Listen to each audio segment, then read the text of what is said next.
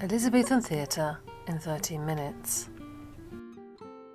The Elizabethan Era, 1558 to 1603, is the period when Elizabeth I sat on the throne of England.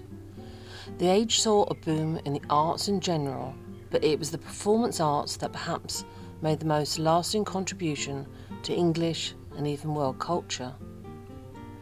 The Queen was herself an admirer of plays, performances and spectacles, which were frequently held at her royal residences.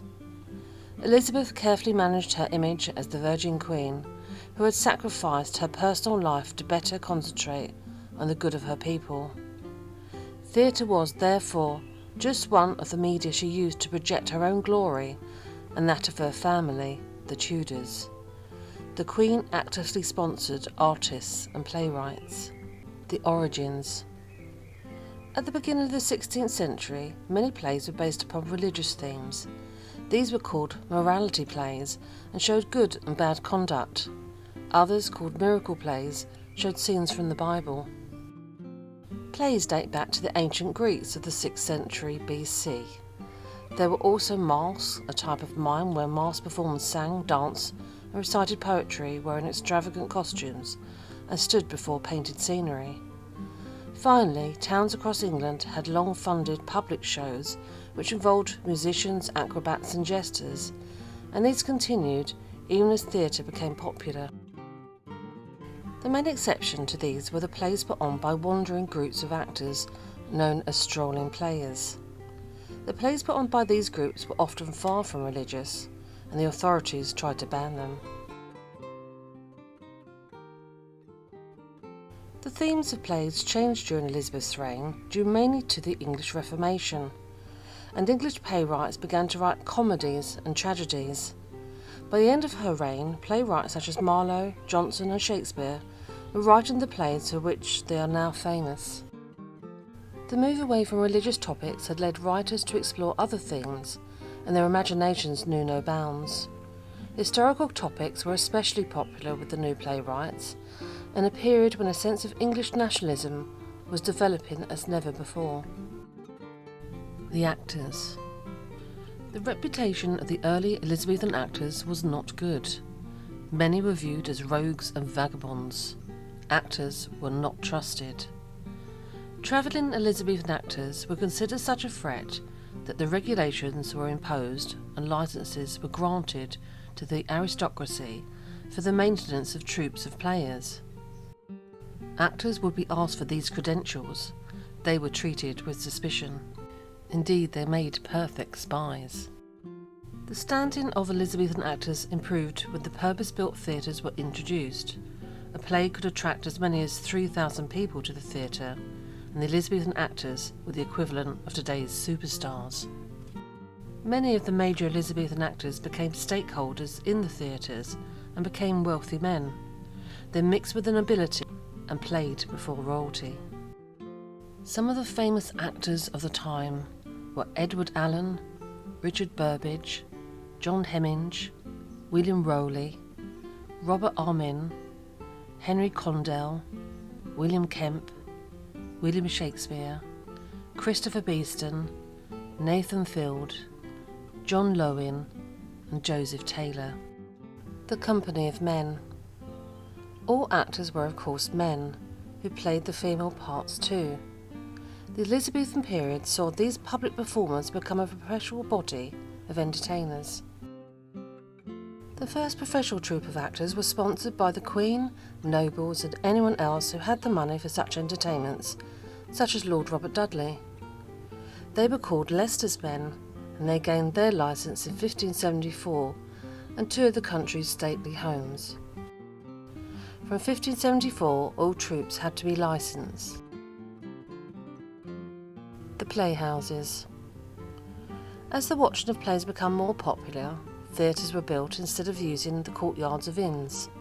The popularity of stage plays led to the building of the Rose, Swan and Globe theatres in London between 1587 and 1598.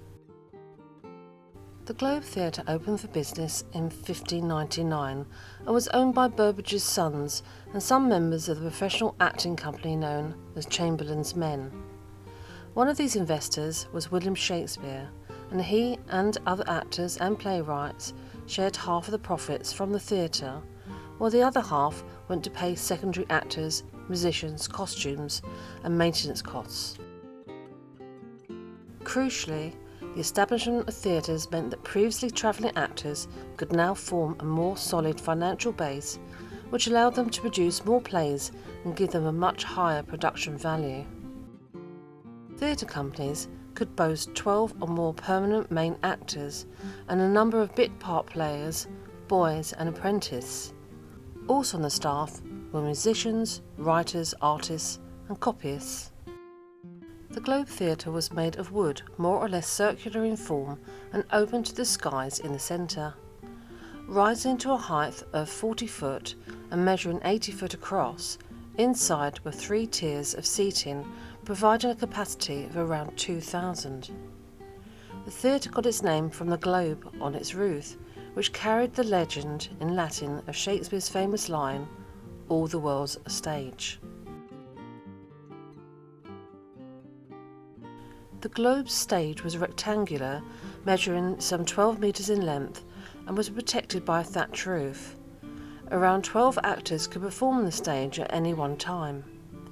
Behind the stage was a gallery which could seat more viewers or be used in an important part of the play, e.g. Juliet's balcony in Romeo and Juliet. The audience could be surprised by such technical tricks as lowering actors on wires or having them appear or disappear through a trapdoor in the stage floor.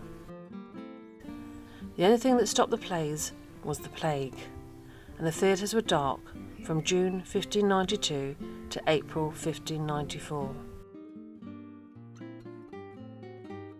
In 1576, James Burbidge, an actor and theatre builder, built the first successful English theatre in London on land he had leased in Shoreditch. It was simply called The Theatre and was supported by young playwrights from Cambridge and Oxford universities. These young men became known as the University Wits and included Thomas Kidd, Robert Greene, John Lilly, Thomas Nash and John Peel.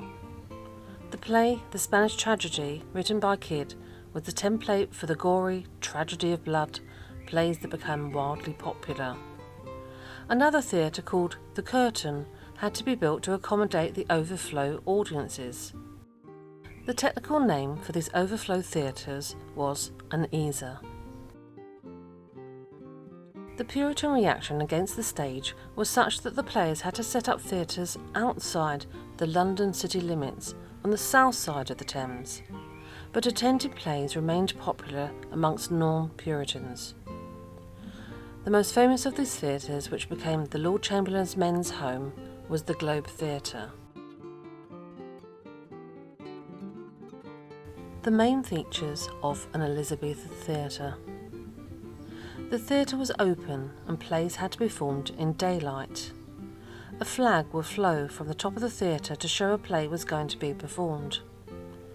People sat around the stage in galleries. The cheapest place was in front of the stage where ordinary people stood. They were known as groundlings. There was very little scenery. A character would tell the audience where the scene was set. Women's parts were played by boys. Long speeches gave actors a chance to change their clothes. There was generally plenty of violence in the plays. Tudor audiences loved it. The audience. Elizabethan Theatre itself was notoriously raucous. People, most of whom stood throughout the play, talked back to the actors as if they were real people. Hints of this can be discerned even in Shakespeare's plays. Because of sumptuary laws restricting what a person could wear according to their class, actors were licensed to wear clothing above their station. The design of the theatre was possibly adapted from the inn yards that had served as playing spaces for actors and or bear baiting pits. The wooden building had 3 galleries that surrounded an open yard.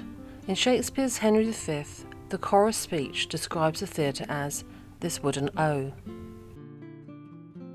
Days out at the Globe Theatre would have been an exciting event. The grounds surrounding the theatre would have been bustling with people.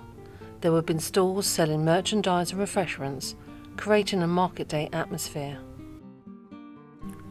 The playwrights. More and more theatres grew up around London and eventually attracted Shakespeare, who wrote some of the greatest plays in world literature. His plays continued to cast a shadow over all other plays of the era, and quite possibly all other plays that came after. But Shakespeare was not the only great playwright of the Elizabethan age.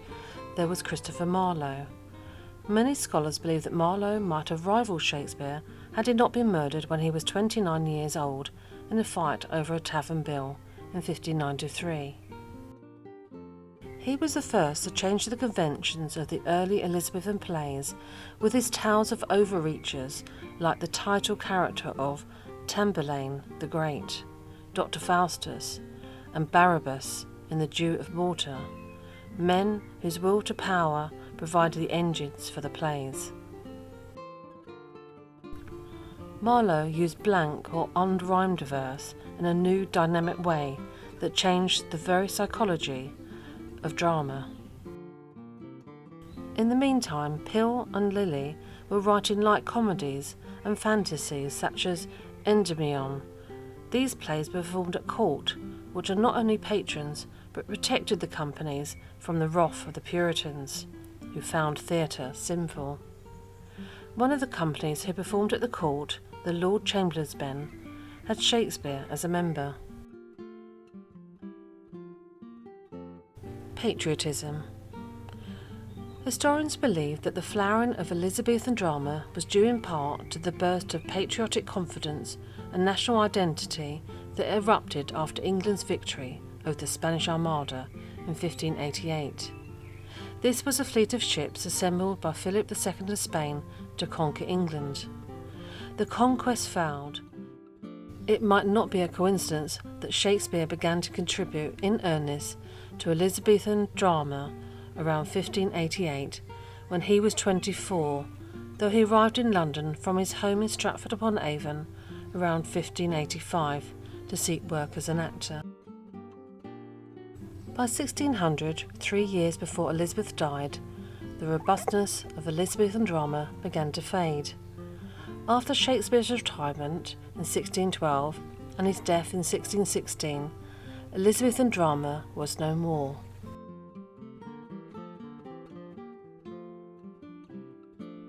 Elizabethan Theatre in 13 minutes.